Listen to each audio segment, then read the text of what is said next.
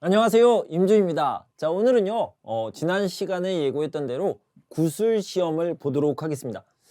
구술 시험에 대해서 알아보는데 10분 동안 시험을 보는 겁니다. 10분 동안 여러분들이 질문을 잘 듣고 말로 인터뷰하는 거예요. 말로 대답을 하면 되겠는데요. 먼저 1회부터 살펴보도록 하겠습니다. 잘못 나왔는데요, 여기 2회가 아니라 1회입니다 1회 실전 모의고사 먼저 살펴볼게요. 첫 번째 문제는요, 위에 글을 소리내서 읽어보세요. 이렇게 소리내서 읽는 것을요, 낭독하다라고 이야기를 합니다. 그래서 제가 먼저 정확한 발음으로 낭독, 소리를 내서 읽어보도록 하겠습니다. 지난주 토요일에 나의 오랜 고향 친구가 한국에 놀러 왔습니다. 제가 한국에서 취업한 이후로 일이 바빠서 고향에 가지 못했는데 오랜만에 친구를 만나니까 눈물이 날 만큼 기뻤습니다. 저는 친구와 함께 한복을 입고 북촌 한옥마을도 가고 예쁜 사진도 찍고 맛있는 한국 음식도 먹었습니다. 그리고 헤어지기 전 친구에게 예쁜 운동화를 선물로 주었습니다. 친구는 운동을 좋아해서 평소에 운동을 자주 합니다. 그래서 친구에게 운동화를 사주고 싶었습니다. 친구가 기뻐하는 모습을 보니까 저도 기분이 좋아졌습니다. 자, 이렇게 소리를 내서 읽었는데요. 여러분들이 이번 문제를 풀기 위해서는 소리를 내서 읽으면서 여기에 있는 내용이 어떤 것인지 생각도 하셔야 돼요. 보통 어떤 텍스트, 어떤 문장을 읽으면 당연히 여러분들 머릿속에 정보가 들어오겠죠. 그래서 그런 것들을 기억하려고 노력을 해야 됩니다. 자, 2번 문제를 보면요, 이렇게 나와 있어요. 친구와 만나서 무엇을 했습니까? 여기에 있는 내용을 묻는 문제예요. 여러분들이 보면서 대답할 수 있지만 어디 있지? 어디 있지? 이렇게 다시 읽으면 안 되고요. 여러분들이 바로 찾을 수 있어야 됩니다. 그래서 친구가 한국에 놀러 왔는데 친구와 무엇을 했습니까? 그러면 여기요, 한복을 입었고요, 북촌 한옥마을도 갔습니다. 사진도 찍었고 한국 음식도 먹었습니다. 그리고 예쁜 운동화를 선물해 주었죠. 자, 이런 것들을 바로 대답하고 찾을 수 있어야 됩니다. 그래서 친구와 무엇을 했습니까? 친구와 한복을 입고요, 북촌 한옥마을에도 가고 예쁜 사진도 찍고 맛있는 한국 음식도 먹었습니다. 그리고 친구에게 예쁜 운동화도 선물해 주었습니다. 여기까지 대답하면 퍼펙트. 그래서 완벽한 대답이 되겠죠. 여기까지는 이렇게 문장을 보고 대답하는 부분이고요. 자, 3번부터 4번, 5번, 5번까지는 다른 문제입니다. 그래서 여러분들의 생각, 여러분들의 지식을 묻는 문제가 되겠죠. 3번을 봅시다. 땡땡 씨가, 그러니까 저한테 물어본다면 임준 씨가 가본 한국의 도시 중 가장 기억에 남는 곳은 어디입니까? 라고 물어볼 수 있어요. 그래서 한국의 도시 또는 한국의 관광지, 한국의 어떤 지역을 이야기할 수 있습니다. 물어볼 수 있죠. 그럼 여러분들이 잘 생각해 놔야 돼요. 미리 생각해 놔야 됩니다. 그래서 여러분들이 진짜로 좋아하는 도시 괜찮아요. 여러분들이 진짜로 기억에 남는 도시 괜찮아요. 그런데요, 만약에 여러분들이 시험을 잘 보고 싶어요. 그러면요, 말하기 가장 좋은, 말하기 가장 쉬운 여러 가지를 잘 이야기할 수 있는 도시를 미리 생각해 두셨다가 거짓말이더라도 잘 말할 수 있는 도시를 이야기하는 게 좋겠죠. 그래서요, 지금 저는요, 전주에 대해서 이야기를 하고 싶습니다. 전주요. 전주를 저는 좋아합니다. 또는 전주에 여행 간 것이 저는 기억에 남습니다. 인상 깊습니다. 기억에 남다라는 표현을 써주는 거 좋고요. 인상이 깊다라는 표현을 써주시는 것도 좋습니다. 그러면 전주에 가면 뭐가 있을까요? 여러분들이요, 두 가지를 이야기해 주면 가장 좋을 것 같아요. 첫 번째는요, 한옥마을입니다. 한옥마을에는 한옥이 많이 있겠죠. 한옥은 한국의 전통집입니다. 한국의 전통집인데 한국의 전통집 중에서 주로 기와집이 많이 있습니다. 이 기와집이 아주 많이 모여 있는 한옥마을이 전주에 있어서 친구와 같이 구경을 하고 사진도 많이 찍었습니다. 자, 이런 식으로 얘기할 수 있고요. 자, 두 번째, 여행을 갈 때는 제일 중요한 게 뭐예요? 제가 생각할 때는 같이 가는 사람이 제일 중요합니다. 그럼 두 번째는요? 두 번째는 구경하는 것이 중요하죠. 어떤 것을 보느냐, 어떤 것을 경험하느냐, 이런 것들이 굉장히 중요한데요. 세 번째로 중요한 건 뭘까요? 바로 음식이죠. 음식. 전주 하면 떠오르는 게 뭐예요? 비빔밥이죠. 비빔밥. 전주 비빔밥이 정말로 유명한데요. 전주에서 유명한 음식인 전주 비빔밥을 먹어볼 수 있어서 좋았습니다. 전주의 비빔밥이 유명한 이유는요. 자, 대한민국이 이렇게 있는데 여기에 전주가 있어요. 전주가 여기에 있는데 전주 주변에 있는 특산품, 여기에서 나오는 유명한 음식들이 전주라는 이 지역에서 좀 큰 도시로 모이겠죠. 그래서 여기에 있는 아주 맛있는 음식 재료들이 전주로 모여서 다 이렇게 섞습니다. 믹스가 되는 거죠. 여기에서 믹스가 되는데 이것을 비비다라고 얘기하는 거죠. 그래서 전주에서 믹스해서 가장 맛있는 음식인 전주 비빔밥이 탄생하는 겁니다. 그 비빔밥을 먹어봤는데 정말 맛있었어요. 서울에서도 비빔밥을 먹어봤지만 전주에서 먹는 비빔밥은 정말 특별하고 더 맛있었습니다. 이렇게 얘기하면 퍼펙트. 그래서 완벽한 대답이 될 수 있겠죠. 자, 4번을 봅시다. 인터넷 전용 은행의 특징을 말해보세요. 요즘은요, 인터넷 시대입니다. 시대가 많이 달라져서 AI도 나오고 빅데이터도 나오고 이렇게 시대가 바뀌었기 때문에 은행을 갈 때요. 은행에 직접 가가지고 창구를 이용하고 직원을 만나고 이런 것들이 없어진 경우가 많이 있습니다. 그런데요. 이제는 은행도 있고 인터넷도 있고 그런 것이 아니라 은행은 없어요. 실제로 가는 은행은 없고 인터넷에서만 은행 업무를 볼 수 있는 인터넷 전용 은행이 생겼습니다. 인터넷 전용 은행 같은 경우는요. 일단 편리하겠죠. 그래서 갈 필요가 없습니다. 뭐가 필요해요? 언제나 어디서나 다 이용할 수 있습니다. 뭐를 통해서? 컴퓨터가 있고요. 그 다음에 스마트폰, 이것을 이용하면 인터넷만 있으면 어디서나 이용할 수 있습니다. 이런 특징이 있고요. 편리할 뿐만 아니라 저렴합니다. 저렴하다라는 것은 싸다라는 의미죠. 수수료라는 게 있어요. 은행에서 일을 보면 은행에 내야 되는 돈이 있어요. 이런 수수료가 없거나 아주 적다. 그래서 편리하고 싸다. 이런 것들을 강조해서 얘기해 주시면 되겠습니다. 아직까지 뭐 이런 문제가 나왔는지는 모르겠지만 앞으로 이런 문제가 나올 수 있으니까 여러분들이 이런 형식으로 잘 대답해 주시면 되겠습니다. 자, 한국의 뜨거운 교육열이 한국 발전에 어떤 긍정적인 영향을 미쳤습니까? 자, 이거는요. 반드시 나오는 문제니까 꼭 기억해 두셔야 돼요.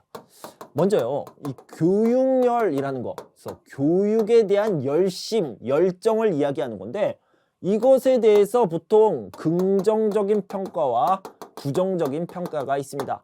긍정적인 평가는요. 인재를 많이 등용해서 엘리트를 많이 만들어서 발전을 시킨다. 경제 발전, 국가 발전을 시킨다라는 의미가 있고요. 부정적인 것은 스트레스가 너무 커지면요. 청소년이 자살하는 경우도 있어요. 청소년 자살률을 높인다. 이런 큰 문제가 있을 수 있겠죠. 그런데요. 지금은요. 어떤 긍정적인 영향을 미쳤습니까? 라고 했으니까 이 부분만 이야기하면 되겠죠. 자, 이런 이야기를 하기 전에요. 먼저 교육열을 통해서 인재가 많아졌고 대한민국이 많이 발전했습니다. 끝! 이렇게 하면 너무 짧잖아요. 그래서 여러분들이요. 먼저 한국의 경제에 대해서 이야기를 해주면 좋을 것 같아요. 1950년대에는 세계에서 가장 가난했던 나라입니다. 그러니까 여기에서 출발한 거예요. 여기에서 바닥에서 출발을 했는데 지금 몇 년이에요? 그래서 2010년대, 2020년대에는 굉장히 많이 발전을 했죠. 아주 빠르게 발전했습니다. 자, 이런 과정을 뭐라고 그러냐면 한강의 기적이라고 이야기합니다. 자, 여기까지 어떻게 말씀하시냐면 1950년대에는 세계에서 가장 가난했던 대한민국이 이제 2020년대에는 아주 잘 사는 나라가 되었습니다. 경제적으로 굉장히 큰 발전을 이루었습니다. 자, 이것을 한강의 기적이라고 하는데요. 여기까지 한국의 경제 상황에 대해서 이야기해 줄 수 있겠죠. 그리고 나서 교육열을 얘기하는 겁니다. 교육열.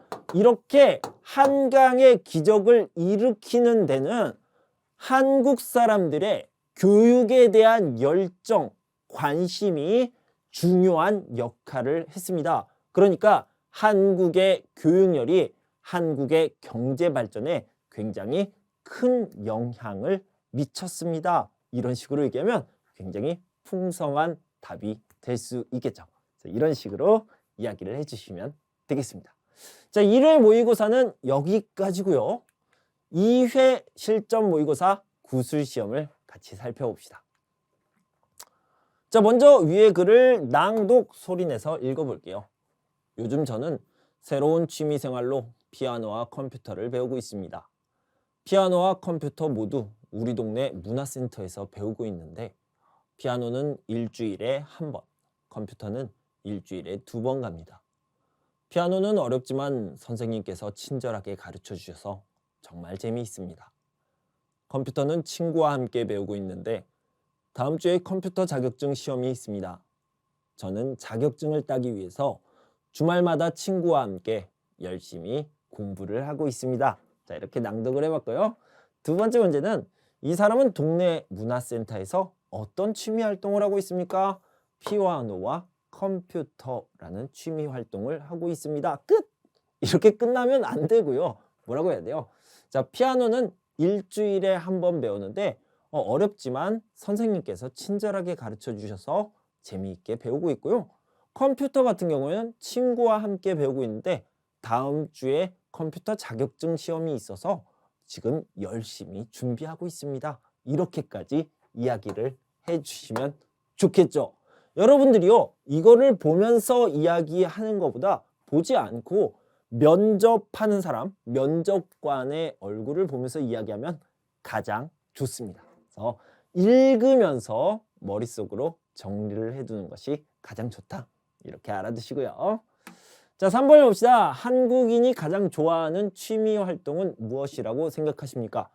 한 20년 전, 옛날 이야기죠. 20년 전에는 한국 사람들의 취미 활동을 조사를 했더니요. TV 보기를 TV 시청이라고 하죠. TV 시청이 한 50% 정도 나대요.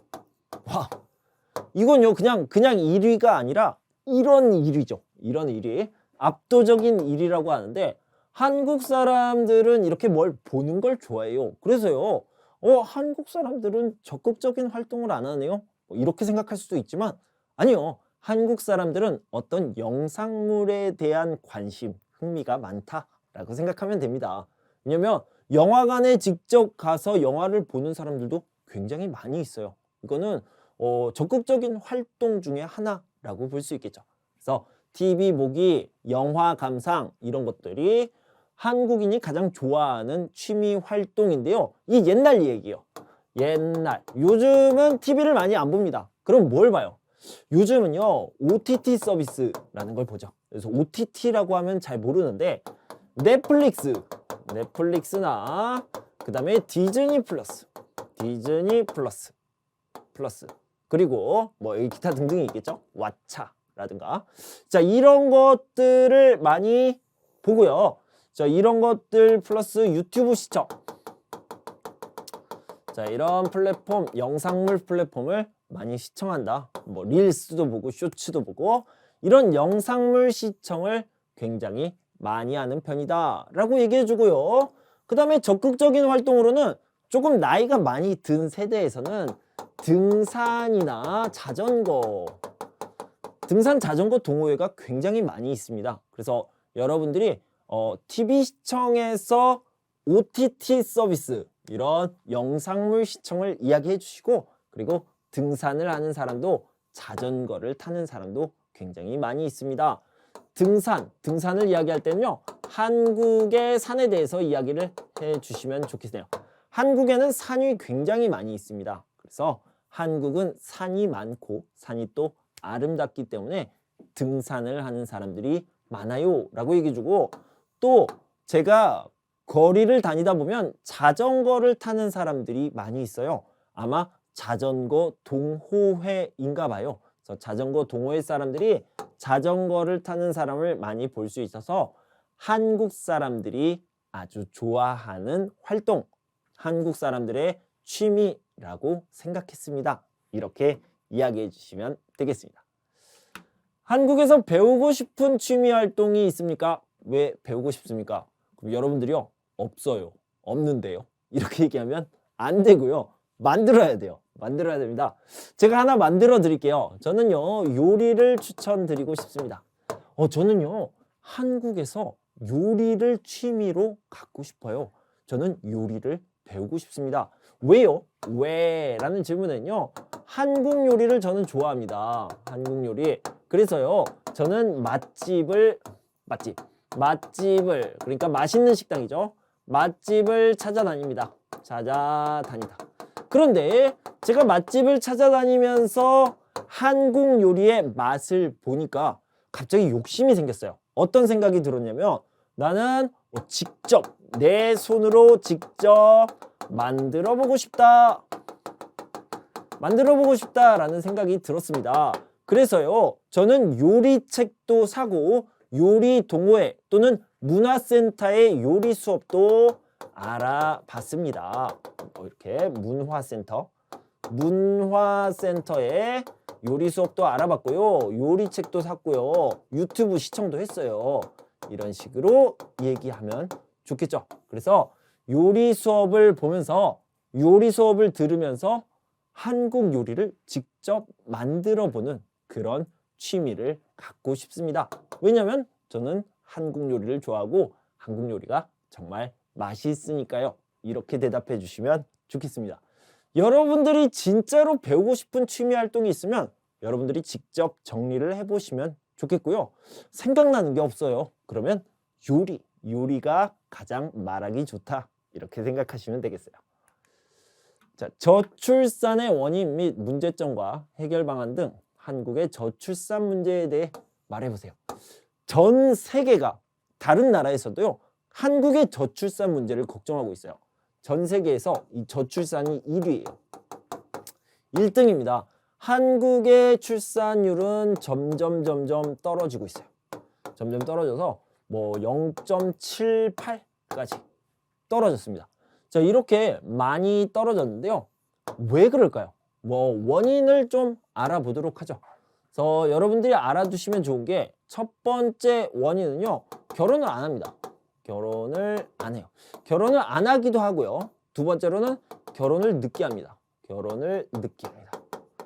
결혼을 안 하거나 결혼을 늦게 하면요, 출산을 안 하게 되죠.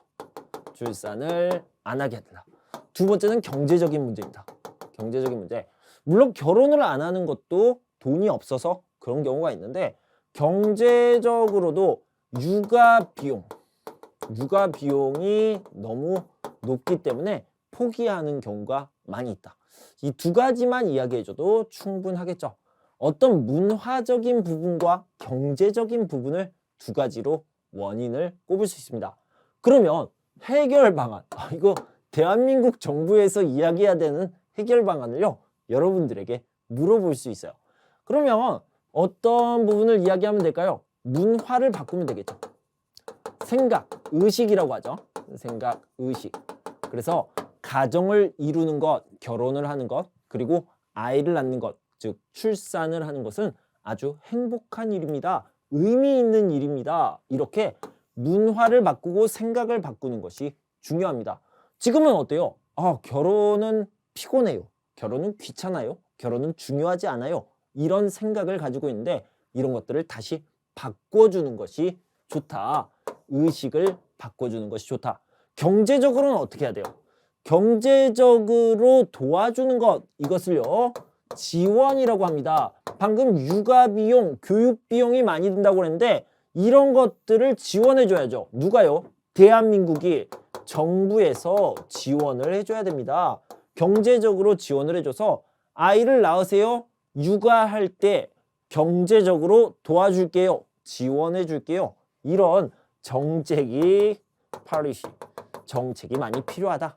이렇게 답변을 해주시면 좋겠습니다. 자, 이제 2회가 끝났고요. 3회 실전 모의고사를 살펴보도록 하겠습니다. 1번 문제는 낭독 소리내서 읽기입니다. 예전에는 직장에서 승진하고 높은 연봉을 받는 것이 성공이라고 생각하는 사람이 많았습니다. 그러나 최근 들어 사회적 성공보다 개인의 행복이 더 중요하다는 사람이 많아지면서 일과 개인 생활의 균형을 의미하는 워라밸이라는 말이 생겨났습니다. 워라밸은 많은 일과 잦은 야근에 시달리며 개인의 삶이 없어진 현대사회에서 직장인들이 직장을 선택할 때 고려하는 중요한 요소 중 하나로 떠오르고 있습니다. 이렇게 얘기했죠. 워라밸, 이렇게 이게 뭐냐면 워크, 라이프, 밸런스 이런 거예요. 워크 라이프, 워크 일을 하는 거죠. 일을 해서 돈을 벌고요. 성공을 하는 겁니다. 성공. 라이프는 뭐예요? 라이프 생활이죠. 생활, 삶을 얘기하는데 이 삶이라는 것은 결국 해피니스, 행복을 이야기하는 거죠. 이런 것들이요. 밸런스, 균형을 밸런스를 균형을 맞춘다라는 의미가 있습니다. 그러니까요. 이렇게 있으면 여기에 워크가 있고 여기에 라이프가 있습니다. 그래서 이것이요. 한쪽으로 치우치지 않도록 균형을 잘 맞추는 것을 워라밸이라고 이야기하는 거죠. 워크, 라이프 밸런스. 그래서 이런 사람들이 많이 있다라는 내용을 알아두시고요. 워라밸이라는 말이 생긴 이유는 무엇입니까? 요즘은요. 월크만 하지 않겠다. 일만 하지 않겠다. 개인의 행복도 중요하다라는 생각이 들었습니다. 예전에는 성공만 중요하다라고 생각했는데 이제는 성공이냐 행복이냐 이런 것들을 좀 균형을 잡는 이런 생각이 들었다라는 거죠. 그래서 워라밸이 생겨난 것은 현대에 너무 바빠서 자기를 챙기지 못하는 행복을 챙기지 못하는 사람들이 생겨서 그런 사람들이 생각을 좀 바꾸면서 워크 라이프 밸런스라는 말이 생겼다. 이 정도로 대답해 주시면 되겠습니다. 자, 여기서 조금 더 이야기해 보면요. 개인의 행복이 더 중요하다. 뭐보다? 성공보다. 자, 예를 들어서 어떤 회사에요. A라는 신입사원과 B라는 신입사원이 들어왔습니다. 그런데요. 이 A라는 사람은 일을 많이 해요. 얼마나 많이 해요? 아침에 출근을 해서 그러니까 원래 회사 시간은 9시부터 6시 9 to 6잖아요. 그런데 이 사람은요 7시에 출근을 합니다. 그리고 일해서 계속 일해서 야근까지 해요. 밤 10시까지 일을 합니다. 이 사람의 삶은 어때요? 아침부터 밤까지 모든 것들이 다 일로 채워져 있습니다. 그래서요 승진을 했어요. 대리에서 부장으로, 과장에서 부장으로 이렇게 승진을 많이 했습니다. 그래서요 돈도 많이 법니다.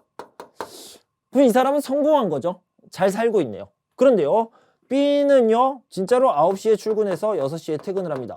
6시 이후에는 가족과 시간을 보내고 취미 활동을 하고요. 개인적인 행복을 추구합니다. 이렇게. 그래서요 이 사람은 승진이 좀 느린 편이에요. 느린 편이어서 아직까지 대리로 살고 있습니다. 이 사람은 대리, 과장, 차장, 부장까지 됐는데 이 사람은 아직까지 대리예요.